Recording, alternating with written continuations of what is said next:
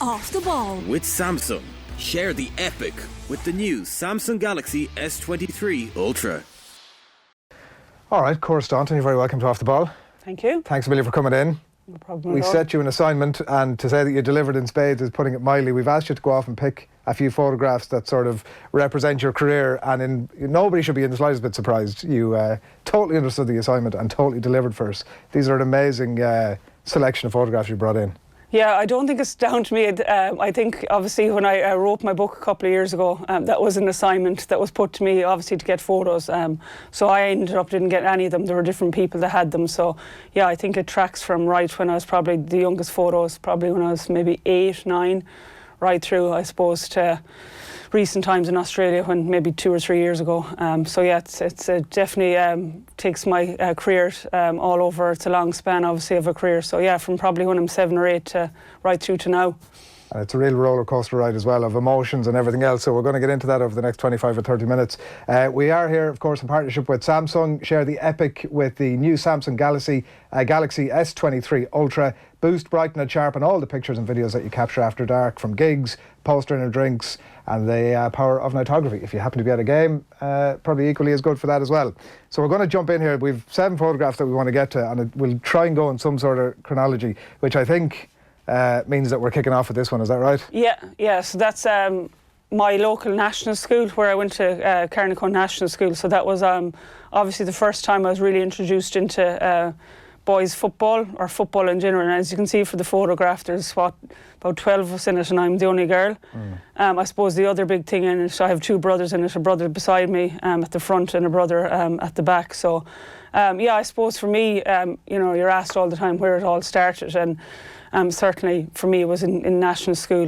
We had a very good principal, Art O'Sullivan, who just had no problem girls playing. As you see by the photo, I'm the only one that played majority of the time throughout my time in national school. But I tried so many different sports in national school. Obviously Gaelic football being the first, soccer, basketball. I played a lot of handball and racquetball because we had a ball alley beside the school. Actually, my first All-Ireland I won was in handball. Yeah, so yeah, there's another fact for you. So we done everything, like volleyball, we used to do rounders, uni hockey, any sport that I could try when I was growing up. It all kind of came from national school. And I suppose on the back of that, then I suppose that's really where my love for sport, and particularly Gaelic football, kind of started. And from there, I went and joined the local boys team again, at the only girl at the time, and another girl then kind of followed shortly afterwards, who I still play with Carnacon to this day. So yeah, that's where it probably all started. And yeah, I have very fond memories of sport in national school. And what's the interesting thing going forward then into secondary school, all my older siblings, which I'm from a family of 8, went to a different secondary school, so I chose my secondary school on the basis of sport. Right. So yeah, I went to Ballinrobe Community School, where all my siblings went to Ball secondary school. And yeah, I suppose then that's really where my football flourished when I went into secondary school. I was on teams with Chris Heffernan, Marcella Heffernan, Denise Horn, who were all Mayo stars at that stage. And I went into first year and won 2 All-Irelands, a junior and a senior in first year. And then that's where my Mayo career started at the end of first year after all that. So are you looking at those teammates at that point and going, well, like, they're able to do it, I'm sort of at that standard? You were incredibly young even when you went in with Mayo. You were 13? Yeah, so I was 13. As I said, it came off the basis we had won a junior A All-Ireland with Ballinrobe. And obviously I started on that team, but then to start in a kind of senior team in the secondary school in first year was rare. I was probably just 13 at the time, and as I said, Ballinrobe are very well renowned at that stage. I think they had won 4 All-Irelands in a row at that stage at senior level, and I was going in with girls, I suppose they were in leaving cert that were probably 18 years of age. And yeah, I was lucky enough I made the team, and I suppose that year in Ballinrobe was really the basis of where I got picked for Mayo. I remember at the end of that kind of school year, I got asked in for trials with Mayo by a lady called Ita Hannon. She was coach at the time, and at that stage, National League, they used to play 2 rounds of the National League before Christmas and then continue it on after Christmas. So yeah, I think I made my debut for the National League. I'm nearly sure it was either against Monaghan or Laois, and kicked 2-5 in that game. So you were like, I'm okay at this level. I don't know if I knew I was okay. I think it was just normal.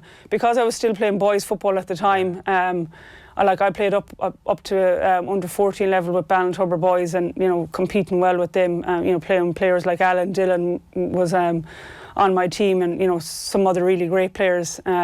So I think that basis of playing boys football from probably the age of 7 to 13, 14 really made me be my skills being a lot better than they probably were against players I was playing, because when you're playing boys football, everything's done a little bit quicker just because naturally they're faster and stronger. So I think that development helped me going into the Mayo setup. And yeah, like if you've seen me when I was 13 or 14, I was very slight. I was like, I hadn't had any growth spurt at that stage. I was thin and not that tall. So, I didn't certainly have the physicality, but I had probably the skills, and I suppose that's, my Mayo career took off. That was 95. In 96, I always talk about the crazy week with Mayo ladies. We got to an under-16 All-Ireland against, I think it was Waterford, and we lost. The following day, I played in a senior All-Ireland semi-final for Mayo. 24 hours later in McHale Park. At that time, we lost after extra time to Laois. And I remember that day I kicked 110 and missed a penalty in extra time. So, and then the following weekend played an All-Ireland minor final for Mayo as well, and we lost that. So that was three very hard defeats, obviously. But as a 13, 14-year-old at that stage, I think I was 14 at the time, it didn't affect me like defeats would probably affect you as the years went on. But yeah, I think that kind of second season in with the Mayo seniors was really the basis for where everything grew, and the career took on from that, and ended up being a very long career. You were growing into it nearly, you were maturing nearly while you were playing. What so you talked about obviously playing for Mayo at such a young age, and it does lead us into this photograph here. So explain to us, were you playing for Mayo seniors while you were in this photograph? What age were you? Yeah. So that's me and Michelle McGing. So a teammate of mine who played with Mayo for years and for Carnacon. And as I was explaining earlier, Michelle was the other girl on the boys team that played for Ballintubber boys. So we were as thick as thieves. We were seen everywhere. We done everything together. We done community games. Played a range of different sports. We didn't go to the same national school or secondary school. But we were everywhere together. We were playing under 14, under 16 minor and junior at the time with Carnacon, because we weren't senior, and we were doing the same with Mayo. Michelle probably came in maybe the year after me with Mayo, so she was there all the way through up. So that's my only underage All-Ireland medal with Mayo, and I was at under 14 level. And I think it was around that time, or maybe shortly after that I went in with Mayo. I think I maybe only have been about 12 or so at that stage. But yeah, so that was, they were just fun times. And did it fit, so you were kicking 110 in a senior game at roughly that kind of age. What were you doing at that? Oh yeah, probably. I think I got player of the match. I think I maybe kicked about 3-7 or 3-8 in that final. But it was all based off, we were coming from a very good underage club. When I say underage club, it wasn't. We started off with community games, so at that stage I'd been to Mosney, which was the big thing at the time. Now it's, I think, UL or somewhere they go. And we lost an All-Ireland final to Beaufort and Kerry by a point in Mosney. And then we went on, I think after this All-Ireland actually we went on and won Féile A All-Ireland with Carnacon. So a lot of the girls that were actually on the Mayo under 14 team that year were from that Mosney team and from Carnacon. And I suppose that's, while it's a Mayo footer, that's where our Carnacon career really took off. We dominated everything from underage, from Carnacon, from under 14, under 16 and minor. And right throughout my whole career with Carnacon, the only county title that we lost, I remember, was an under 16 county title against a team called Kiltane, which is down near Balmullet, and everything else at underage we won. And I might have played 4 or 5 years of minor. So.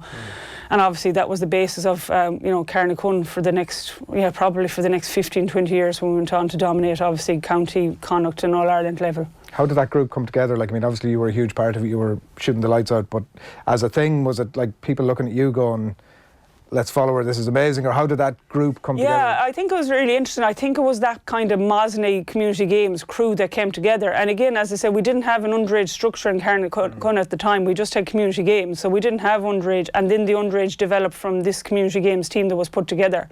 And girls, just because we were very successful at community games, we won it obviously in Mayo, and then went out to Connacht, and then we got to an All-Ireland final. Still one that hurts, and you're only probably 12 at the time, but we lost by a point that time, and from there underage in Carnacon really kicked off, and we just shot the lights out. And then I suppose that underage success then transferred to us winning. We were junior, we won the junior in 97, and 98 we were in our first county title, senior county title, and we won that. And in that period from 98 right through to I think maybe 2019, we lost our one county title, and that was in 99, so the year after we won our first. So I think we won something like maybe 21 or 22 county titles.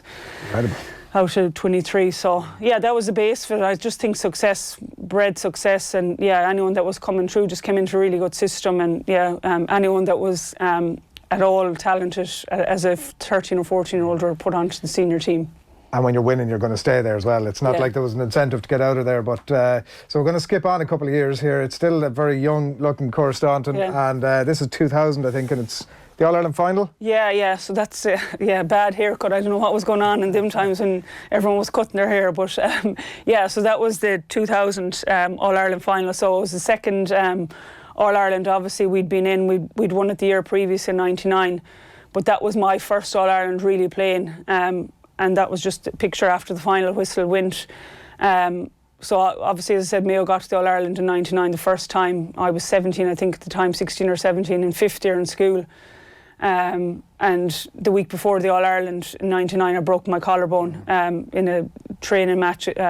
Myself and Claire Egan came together, and that was my All-Ireland done. So this was kind of my first... But you played?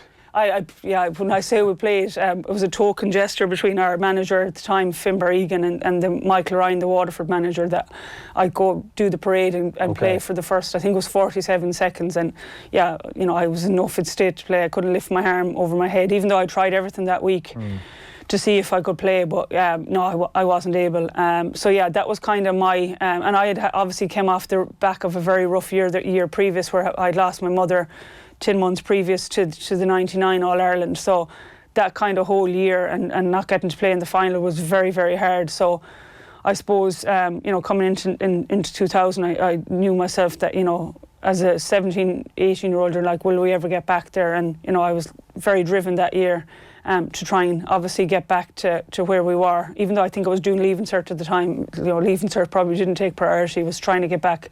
Thankfully we did, and we just about scraped over that All-Ireland. I think it was a fluky enough goal that I scored towards the end that won it for us. So my obviously ambition growing up, people ask me that I was only doing a talk lately with kids, what was your ambition? My ambition when I was growing up was to play for Manchester United. I wanted to be, Really? I'm a huge Man United fan and was back then. But that was never an opportunity. And my next thing was I wanted to play in Croke Park on All-Ireland final day. I don't even know if I ever wanted to really win, but it was to play in Croke Park.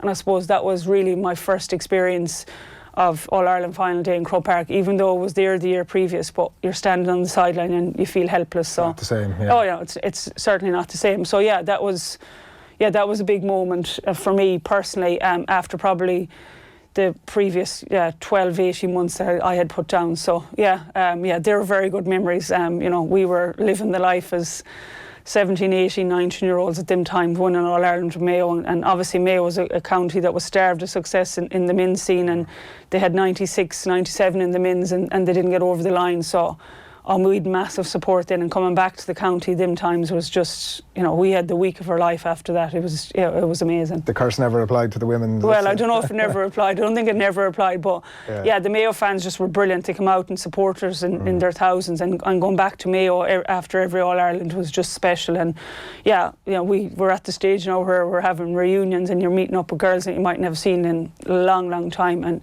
you can still remember every small detail of happened on the day of the All-Ireland, but also the kind of the week after that she got together and celebrated, kind of 10 or 11 months of hard work.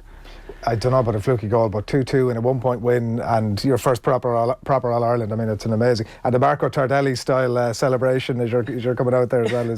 You mentioned Man United just very briefly. Do you look at the WSL and events over there at the minute and all the Irish involvement and think, it was just a few years back that I don't even think I was ever that talented enough in soccer. I know when I was I went to under-16 Irish trials, and at the time they were pressing me to make a decision whether to go with Ireland under-16s or stay playing with Mayo, and there wasn't even a minute where I thought I'd go with Ireland. And Mayo was on a crest of a wave at that time, and I was playing so much football.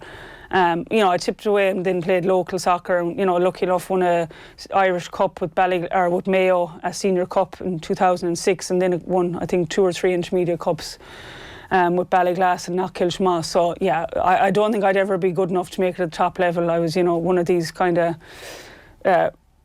centre midfield players, or maybe half a striker, who was tough and could get around the pitch. But yeah, I certainly didn't have all the skills. But no, I suppose I was lucky enough, we'll probably talk about it later on, I got to have that professional element with AFL. But yeah, certainly love to have played professional sport. But yeah, it's great to see that there's so many choices now. If I was 15 years younger, I'd love to be down the professional element, whether it be AFL, soccer, rugby, whatever it might be. I'm intrigued by our next photograph because it's a couple of years on again. We're up to 2002, which is like the year from the gods for you particularly. But with this photograph particularly, there's like I don't know what your facial expression is saying there, but you might talk us through it. I'm not too sure either. I think someone might have said something to me, but I suppose this was, I suppose if you're looking for a year and people ask you what's your biggest achievement, and that's very hard to define, but I suppose 2002 was a very special year. Obviously after our defeat against Laois in 2001, and I suppose the involvement I had in the last play of that game with Denise Horan and the short kick out, and the devastation of that All-Ireland gone 3 in a row being probably the biggest thing.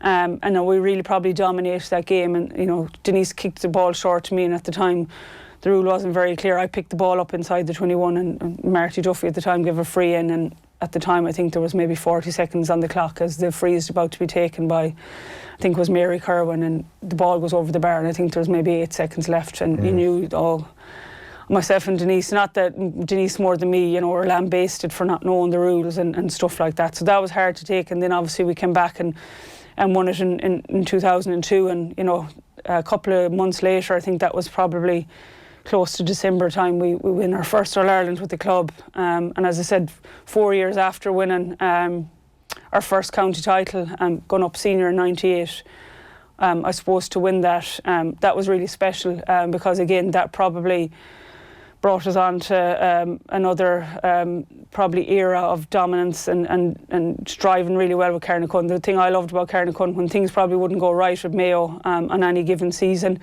you'd come back, you'd probably have maybe a week to refresh or a week off, and you're straight into club football. And it's just like you're continuing on like you did with Mayo, and we were so successful. It made whatever heartbreak that you might have had with Mayo in previous months, it made it easier to take, because you knew you were on another roller coaster of a journey. And 2002 was very special, just because obviously for people that don't know, Carnacon is a small enough parish. Our men's club is Ballintubber, but we're pulling out probably of maybe 3.5 primary schools where there's not much happening. We've 2 pubs and a church in the village, and our primary school doesn't have big numbers. So yeah, that was just a huge achievement, and we're such a really young group. Bar 1 or 2, I'd say majority of the group were probably under the age of 22. So we knew there was a lot to come from the club, and I was supposed to be captain of it, the first All-Ireland. Was really special, and just topped off a really good year for the club, and for it to come so soon. As I said, we only went up senior in 98, for Club All-Ireland to come so soon and realise how special it was to the people of the parish. You kind of forget about that, everyone from Carnacon and the surrounding areas were there that day, and even gone home that night. And people like Jimmy Corbett and Beatrice Casey, who have been involved in our club for years, and Beatrice is still there. Obviously Jimmy passed away a couple of years ago. That was like for them and people that had been around the club for so long. You kind of look at them and see how special it means to them. And I remember always coming back to Carnacon that night, and people just being so emotional and so happy that we had achieved. And I suppose, as I said, for a small club, and for friends and girls like Michelle that I had played with for years, her sister Sharon, there's loads of people that we were still probably 22 or 23 at the time, but we had achieved this. Probably we never thought, growing up, that's a thing that we might achieve, especially being from a small area. There's nothing like it. You mentioned the word special there, but from a club point of view, a small rural village in Ireland, there's just nothing compares to the names that you've mentioned there, people that were involved in building that club up, your teammates. What's the position and what's Carnacon's position at the minute? Has there been the next layer of players who were looking at you guys and thinking there's something we can aspire to, or with such a small community, is it a struggle? Yeah, it's a struggle. Numbers? It's a struggle. No, we're competing at underage. We're certainly not winning at underage. We're not winning the A titles. It's the bigger towns now. The kind of the West Sports are probably the team that are very strong underage now. But no, we'd still be thereabouts.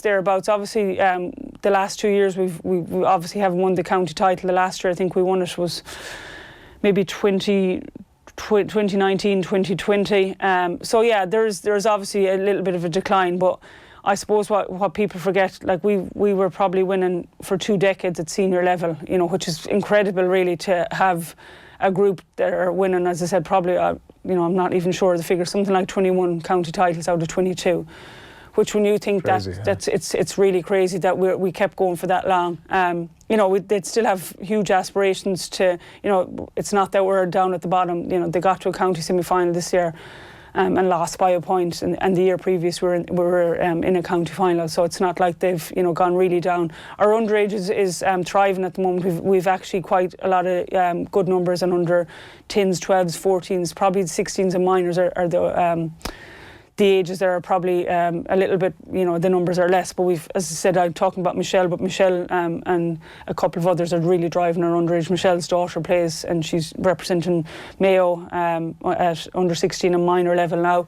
So yeah, she's really pushing on her underage herself, and another guy called Barry crying, and it's flourish now. I actually done a presentation there, I'd say about 2 weeks ago, to our underage, and I couldn't get over how many, it was between under 12s, 13s and 14s, how many girls were there. So that's great to see. They have aspirations to do well and to grow the club. But I think for a club that's so successful over a period of time, that there has to be probably a little bit of a decline to get back to the top again. What are you talking to them about when you go in to give the presentation? From the little chat we had before we came on air, you're not showing them your medals, but... No, I suppose...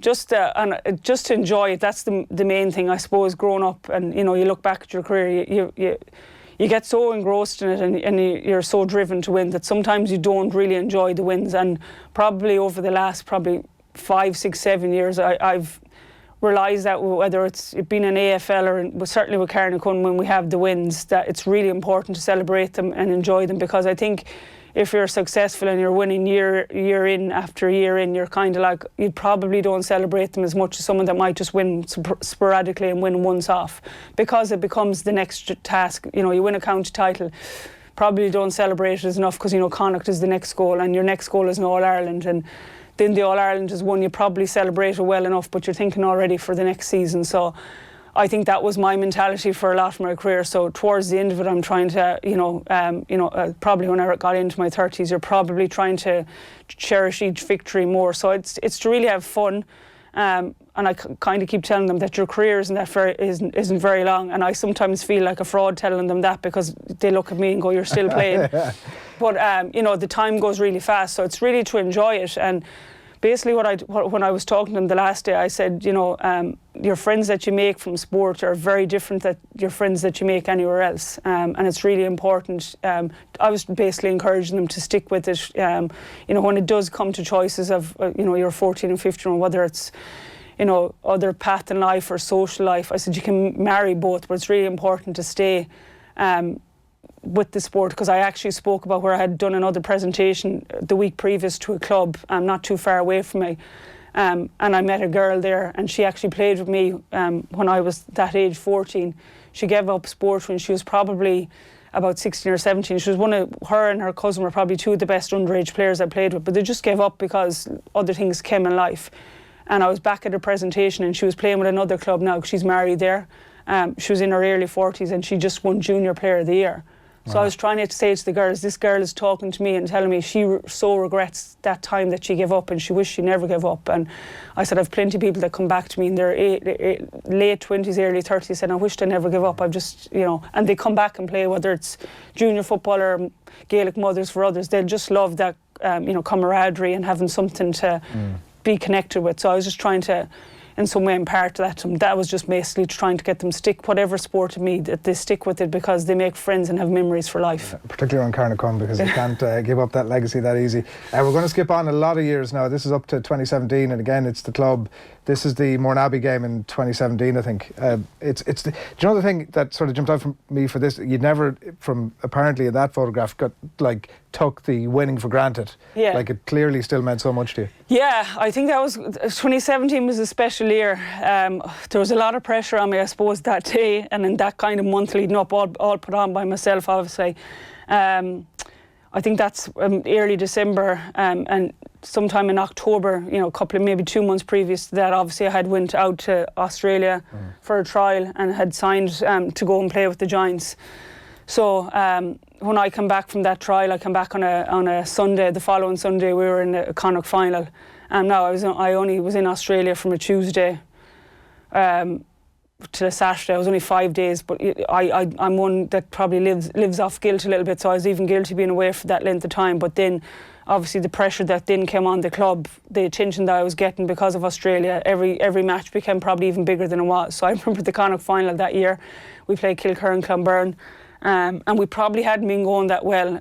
We got over the county final. We played a Connacht semi-final against the Roscommon club. I actually flew out to Australia shortly after that, and we didn't play well that night. And the Connacht final obviously was 2 weeks later. And as I said, I probably missed maybe 6 days of training. I remember coming off the airplane in Dublin on Sunday morning to make it down for club training that Sunday afternoon, and we played, I think, 6 days later. And that Connacht final was probably one of the best games I've ever been involved in.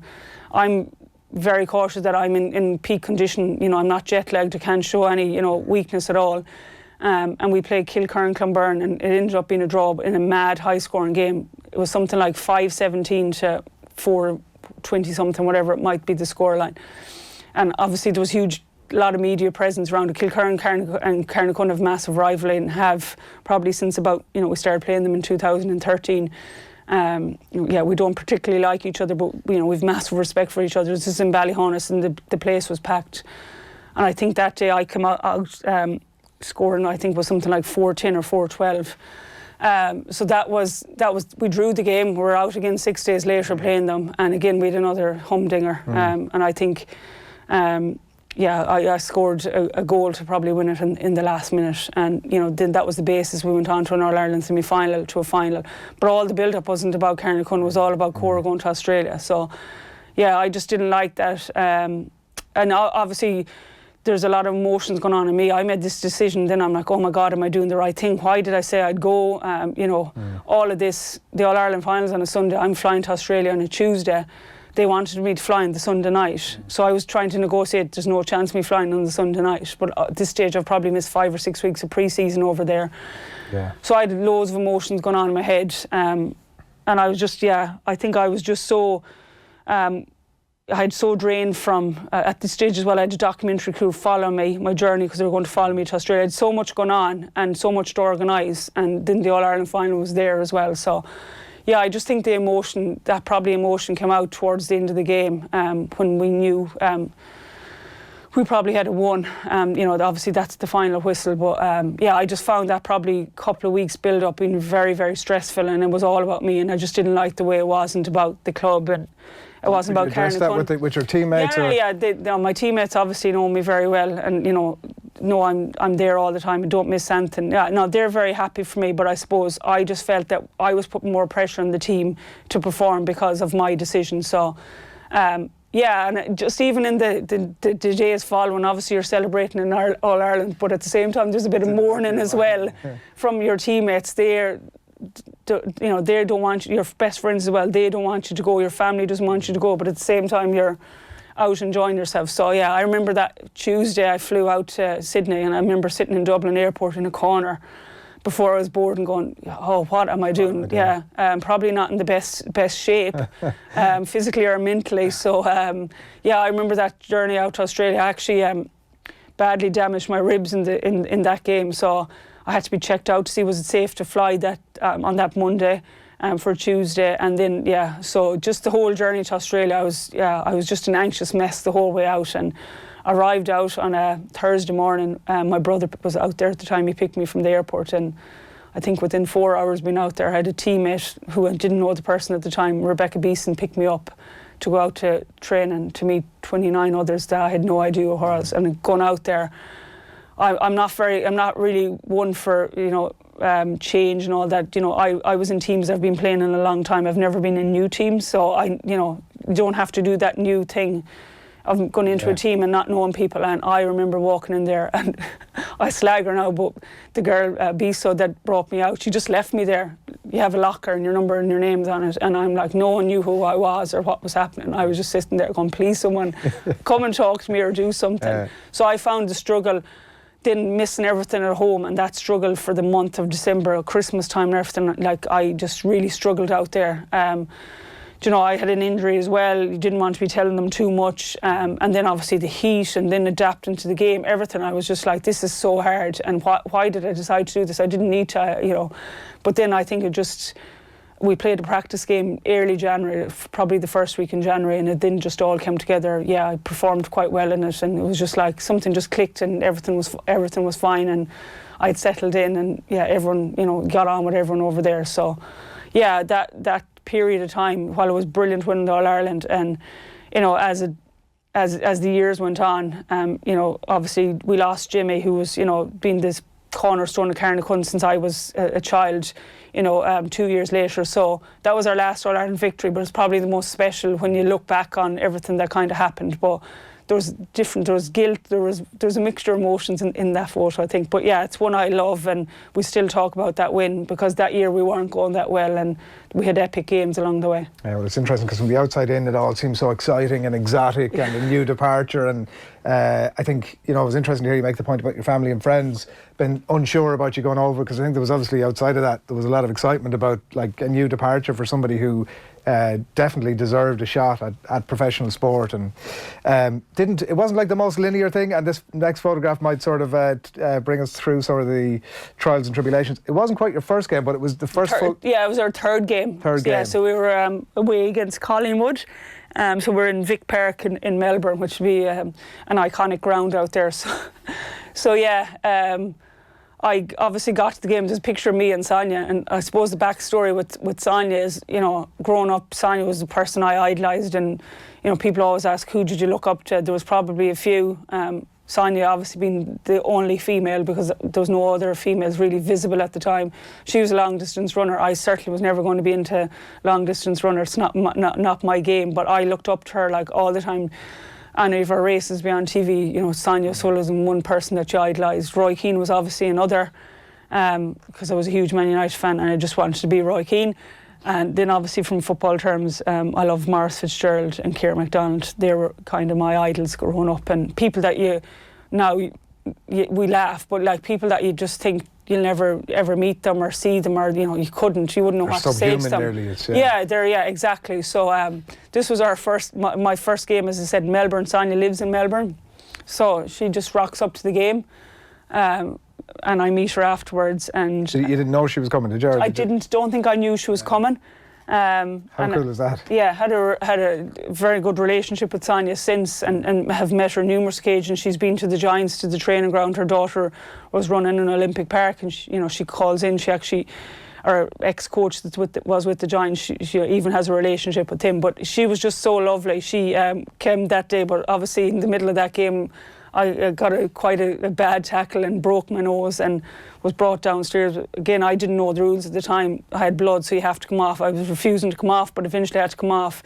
The doctor at the time then was trying to fix my nose. I was like, there's no need, because it's been broken before. I'd broken it in Gaelic football before that. So I was like, just bandage me up, it's fine. I'll get back on and play. Obviously, not the most flattering photo, but Sonia was there at the end of the match. Obviously, my brother was there at the time.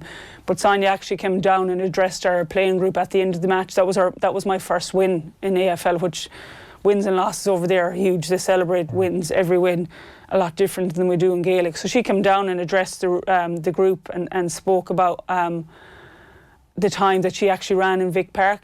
And in how its previous iteration, and how like special it was, and she always remembered that there was a couple of people there holding Irish flags, and how important that was to her, and how it made her feel. So she actually came with friends that day, and they had an Irish flag. So she just spoke about it, and then she just obviously spoke about me. And yeah, just from there, like, I was just standing in awe. You know, a lot of the girls wouldn't have known her. I think there was a couple that would have. But yeah, just that maybe, you know, when I was a 12, 13, 14, 15-year-old grown up, you know, you idolise her, she's your idol, and now your idol is there standing watching you play and, you know, speaking about you in a very nice way. It was just, yeah, it was one of these moments you go, wow. And yeah, I just think growing up, like, yeah, they might be your idols now, but they can be people that you, you know, meet and have a common ground with down the line. So yeah, it's really special. And as I said, you know, even now, we'd tic-tac on, you know, social media and stuff, and yeah, she'd always see how I'm doing. If I was in Melbourne or she's in Sydney, we'd certainly meet up, and even if we're both in Ireland. So yeah, it's one of these moments, you know, even though I was probably 35, 36 at the time, that I'm still in awe of her, even though she's there to support me. So yeah, it was one of these moments that I'll treasure. Maybe not the photograph, because yeah, the bandage came off shortly afterwards. It did, yeah. It didn't look much better when it came off. So yeah, I had probably a badly broken nose. Had surgery at the end of the season to get it fixed. But yeah, that's all about the game. But yeah, it was a very special moment for me to you know, to meet Sonia and to introduce her to probably 35 Australians, and for her to speak in the change rooms after was very special. You had glossed over the tackle, which was horrific, if anybody wants to look it up on YouTube. And speaking of her, this is another one that you've chosen for us. This is about a year later, certainly in the 2019 season, I think. Yeah. So I suppose this is a photo of my broken leg, and obviously again it's been well covered at the time, but I suppose this goes back to me as a sports person. So I just finished my second season with the Giants at this stage. We had finished in the April time, and I decided at that stage, I knew I was coming back for the 2020 season. You know, I'd spoke to our coach at the time, Al, and yeah, we decided I was coming back, and I said to him, you know, it'll be no harm if I just stay on. In some ways, you know, I had obviously my Mayo career had finished, so you know, Carnacon was there, but Carnacon doesn't really, you know, start happening the main part for probably till July, August. I'll go back and play obviously championship football for Carnacon, but I said what I'll do is the season finished, I'll probably stay around for maybe two months and probably get a couple of local games in, because at this stage, you know, I probably played maybe 15, 16 games of AFL, which is, you know, it's nothing really, and I'm still only learning the game. Going to do a bit extra training with him on skills while I'm out there, and like obviously the club are very good. They let me go home and play with Carnacon, and when that's finished I come out, so I do miss a part of the pre-season from a skills point of view. So yeah, I decided to stay on, and in my second game for a local Sydney team, Mayo and AFLW, which is a college team in the local like Sydney League. It'll be like, you know, the local football league, it'd be like playing for Carnacon. So yeah, played one match with them. Second match, played. The venue actually had changed, and it was a good drive from where I was living at the time, probably nearly an hour. I called a place called near Liverpool. So yeah, played the game, and I think we were in the second quarter of the game, and I had the ball, and I was trying to sidestep a player to take them on. And whatever way my foot got caught in the ground, I was tackled to the ground by the player. But as I was going down in the tackle, all I could hear was just, crunch after crunch. And I was like, oh God, I'm in trouble here. But at the same time, didn't really know what had happened. So got to the ground, and I tried to get up and stand up, like, but obviously my leg was just, dangling in the air. Obviously I couldn't obviously put it under me. And I looked, and I just let out a scream. And I tried to get up again, why, I don't know. And the same thing, my leg was just dangling, and my ankle was kind of turned the other way. So at the time, there was a Giants player, our captain at the time was playing on the opposite team for the other club, and she just shouted at me and held me and said, just don't look, Cora, just don't look. I said, too late, I've looked. But yeah, so obviously ambos came and to hospital, and I didn't know the extent of the injury. I knew I had broken my leg, but I just thought broken leg in my head, maybe 6-8 weeks would be fine. I was even asking the paramedics on the way to the hospital. They were just, I was high as a kite at the time after a couple of green whistles, but they were like, oh, we don't know how long it'll be into surgery or into get x-rays done. And then they come out and they're like, oh no, you've broken it really badly, 4 breaks. And the one they were concerned is I had a very bad break into my ankle, which, again, I didn't really realise. And then just phone call, I had to have emergency surgery to straighten the leg because obviously blood wasn't flowing properly. So that was done, emergency surgery on that Saturday, and then had surgery on the Monday. Basically was told, we're out, you're not going to get back. If you get back walking, that's, the biggest thing. To get back even to running, that'll be huge, and playing. And I knew straight away everyone had written me off. So I was like on Google that whole 2 nights because obviously you're in so much pain, you can't sleep. I was reading up about everyone that had broken their leg. There was so much going on. Obviously people came in, my coach came in and visited me. I knew all these people were doubting me. So it was a mix of emotions that kind of couple of days. But, I forgot to say previous to that happened on the 3rd of May. I had actually gone home in April for Jimmy's funeral. I was actually at a Sydney Swans game, just watching an AFL game, and I got a call to say he passed away, like very suddenly. He had a massive heart attack. So as I spoke earlier on, me and Jimmy they've been bringing me to football matches since I was 7 years of age, himself and Beatrice, and have continued to do so right throughout my career. So like he was like a second father to me. So that obviously happened. I flew home for the funeral and came back and said I'd be back. Obviously he was due to come back in kind of June time for Carnacon, and like the guilt that was going through me them 2 days in hospital, that now, like in my head, I was kind of going, it's May. Yeah. Maybe will I get back for September for Carnacon? And people were just thinking I was crazy. So things like that, all that goes through your head. You're so far away from home. My brother was moving back from Australia the next month for good.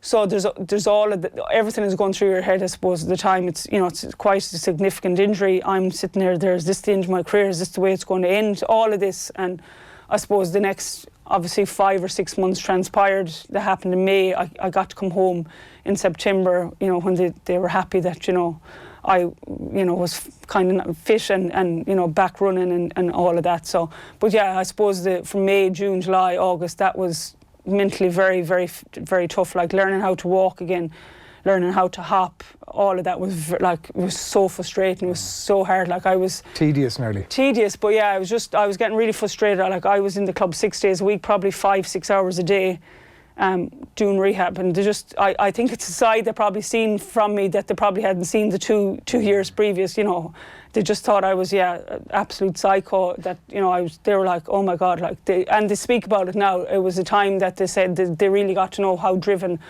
of an athlete I was, I suppose. So that was a really tough time, but I really had huge guilt again going back to club. So I was trying my best to, I'm going to get back, and they were like, there's no chance, you're not playing. So eventually that left me home. I think I went home sometime around the 15th of December, and I come on for about 10 minutes of the county final. We won the county final, and then went on to play the next game, probably about 45 minutes in the Carnacon final. Incredible, given the and it was only 5 months after the injury, and I didn't let I only let my coach know in Australia. I didn't let any physios or strength conditioning coach. They wouldn't want I said, you can break the news. He was like, just please text me after the match, say that you got through it okay. So I texted him both times to say, I got through it okay. And we obviously lost that Connacht final to Kilkern, and I probably went back to Australia.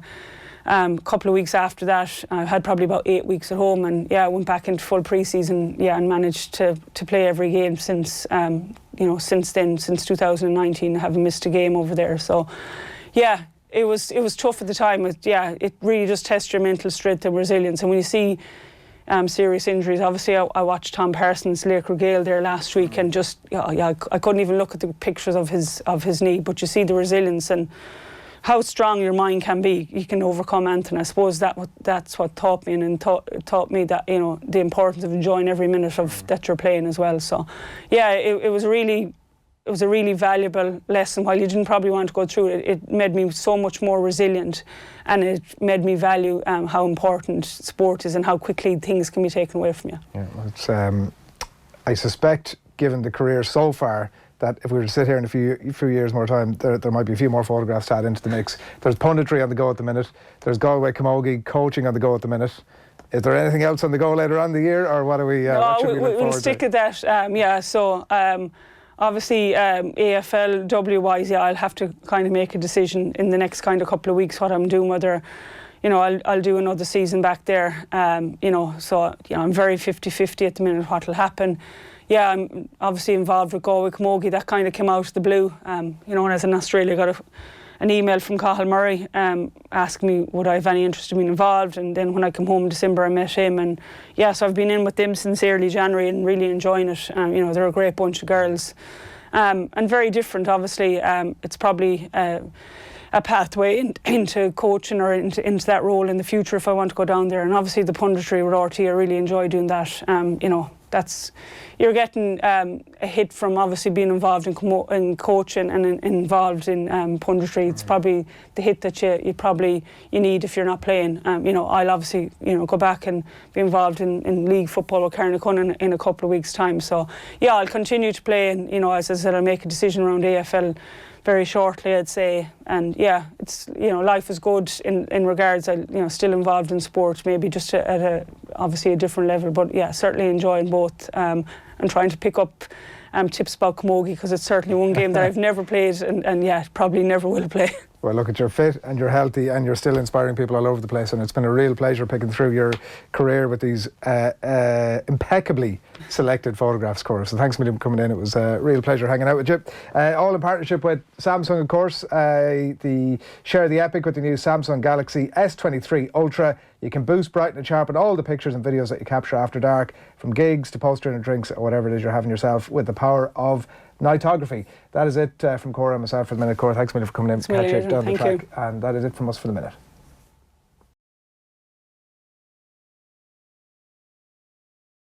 Off the ball with Samsung. Share the epic with the new Samsung Galaxy S23 Ultra.